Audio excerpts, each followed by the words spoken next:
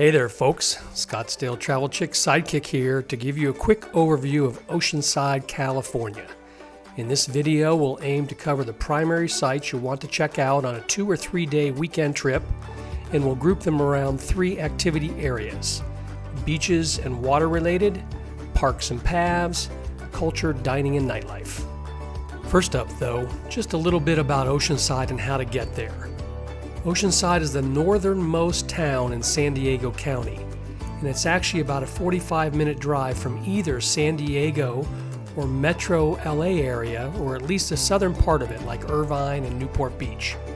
In addition to driving, you can also get there by train using either Amtrak or the regional coaster train. Both stop at the transit center directly in downtown Oceanside. Okay, let's get to the good stuff now, starting with beaches and water activities. There are a number of great beaches in or near Oceanside, but let's start with one of the main attractions, the Oceanside Pier. At almost 2,000 feet, it's the longest pier on the West Coast and a great place for pictures, people watching, and sunsets. You can have a meal at the restaurant at the pier's end, or rent some fishing equipment from the bait shop and go fishing. No license required. The pier and the town center near its entrance are very likely where you'll start or end your visit to Oceanside, as Oceanside is sometimes called. All right, babe, where you at?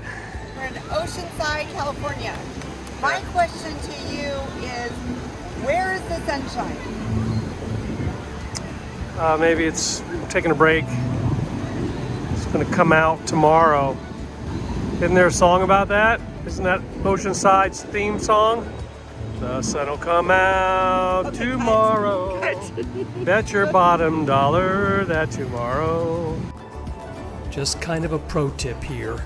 Many think Southern California is sunny and warm all the time, but actually San Diego County is often overcast with marine haze for much of the summer. You'll see that throughout this video. Also, temperatures often hover in the high 60s to low 70s. Coming from Arizona, we call that brisk. The Scottsdale Travel Chick often brings tank tops and shorts, but doesn't always wear them. Don't say I didn't warn you. Now, let's talk about 3 of the best beaches in Oceanside, each with a little different flavor. From the north, the first beach you'll come to will be Harbor Beach. It's the widest beach in Oceanside, and it's bordered by jetties on either side, which makes for some good surfing in this area. You can also explore the jetty nooks and crannies with your kids to look for crabs and starfish. If you like a big beach that's less crowded, then this is probably your area.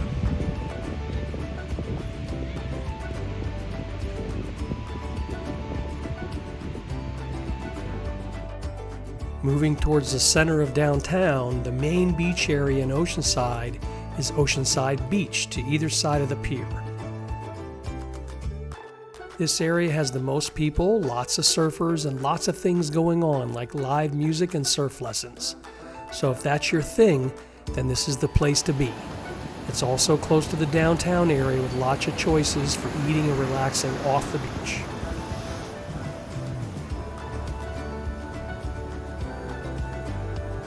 Finally, I'll mention Buccaneer Beach here. This one's kind of a hidden gem on the south side of town. It's a small cove beach with mainly locals hanging out. It's got a nice park across the street, and there's also a cool little beach shack that serves food here called Buccaneer Cafe. If you're looking for a laid-back place to hang with the locals, then maybe this one's for you. The south side called Buccaneers Beach. And this is it. This is the swimming area between these 2 little areas, and then a lot of surfers out here. And then there's a bike path that goes up the estuary here, and there's a little cafe called Buccaneers Cafe. What, you're not a 20-year-old surfer dude or beach babe? Well, maybe you want to go whale watching or sport fishing, or you want to rent a boat for the afternoon.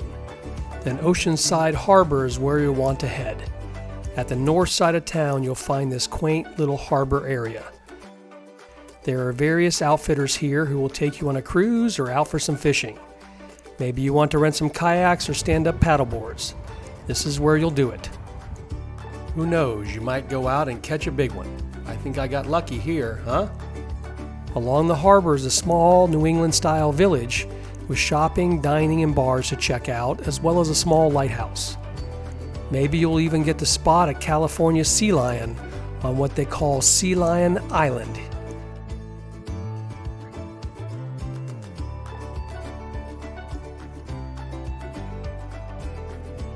Now, let's talk about other activities you can do in Oceanside which don't involve the ocean.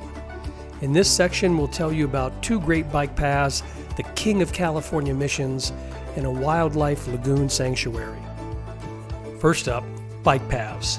If you know the Scottsdale Travel Chick, you know that we like to ride bikes, and on this trip we bought our folding e-bikes and rode everywhere. The San Luis Rey River Trail is a 9-mile trail which starts in downtown Oceanside and follows the San Luis River into the hills and rural Oceanside area. The Coastal Rail Trail also starts in Oceanside near the Transport Center train station, and it's a biggie. Officially, it's a 44-mile regional trail that follows the train and the coast from Oceanside all the way to San Diego. It's a combination of dedicated paths and on-street riding. We didn't take the whole trail, but we did ride parts of it here and in Encinitas. Beyond these 2 paths, there are lots of bike-friendly roads all over Oceanside, and it's a great town to simply park your vehicle, forget about it, while you ride your bikes everywhere. This is the San Luis River Trail. It's about 9 miles one way. We rode a good portion of it. Interestingly, we saw a coyote cross the path, and we saw him down below. Okay, so now we're on the Coastal Trail, which goes from Oceanside all the way down to San Diego. We're going to take it just a little ways and get a bite for breakfast. You have to drive to this one, but it's probably worth it. The San Luis Rey Mission was founded in 1798 and is known as the King of California's missions. Including its surrounding agricultural land, the mission once covered almost 950,000 acres and raised 26,000 head of cattle, as well as goats, geese, and pigs. Today, the mission functions as an active church, a museum, a working mission, and a retreat center. You can visit for free, and there's a small donation to see the museum.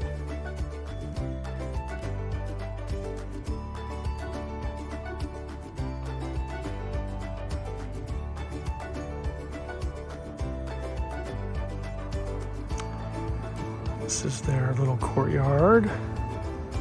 I think the Franciscan friars still live in here. Have a retreat center. Lots of little squirrels around here if you're looking. And a cool or very mean statue of Christ being punished by the Romans. I mentioned there were some squirrels here, but just how many are there? Look at all these squirrels on the ground here. This is the cemetery, which is still in operation today.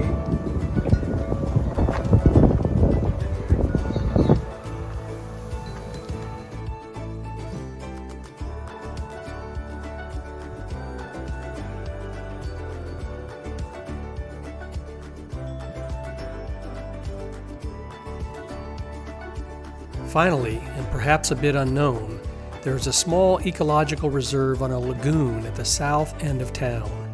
You can walk the trails to the reserve and also visit the Nature Center to learn about California wildlife and migration patterns. It's worth a short stop to decompress and maybe see what interesting birds might be hanging around.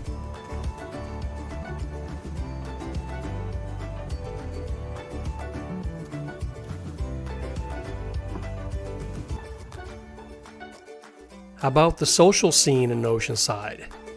Well, it's not a big town, but there's a lot going on.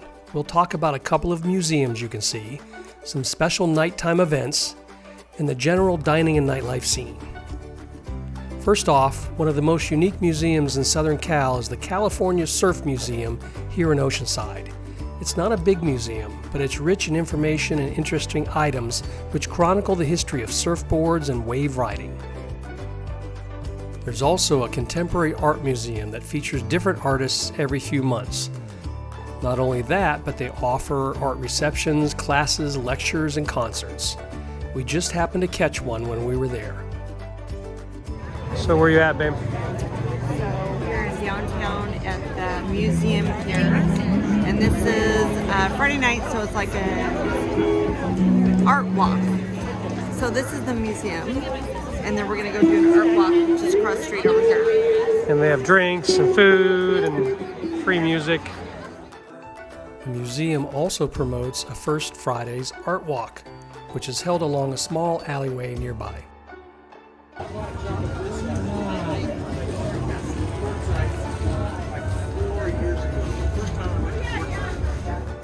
Another cool place is the Junior Seau Amphitheater. It's near the pier, and they hold outdoor concerts, movies, and other shows throughout the year in an open-air setting. Finally, just to finish out the artsy section here, it's cool to note that the city has over 30 street murals you can search out around town. Actually, we really enjoyed looking for them, but to make it easy, just check out visitoceanside.org website for your very own walking map.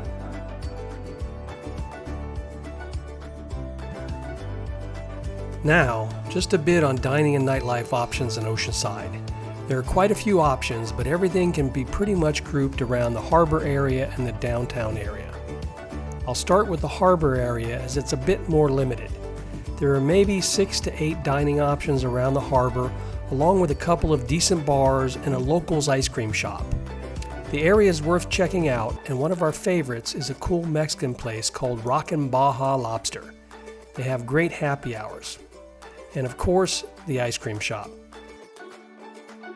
However, the downtown area around Mission Avenue and North Coast is where the main action is. There are a multitude of wine bars, dive bars, and classy bar options, as well as all kinds of dining choices. I can't talk about everything here, so you'll just have to check things out for yourself, but downtown is definitely a great place to hang out at the end of the day.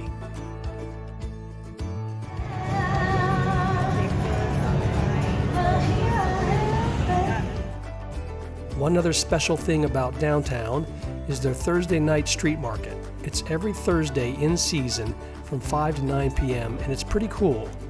There's a ton of food from around the world, live music, retail, and crafts with over 150 vendors.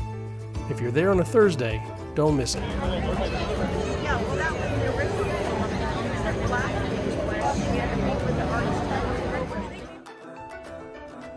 Well, there you have it, our visitor guide to Oceanside, California.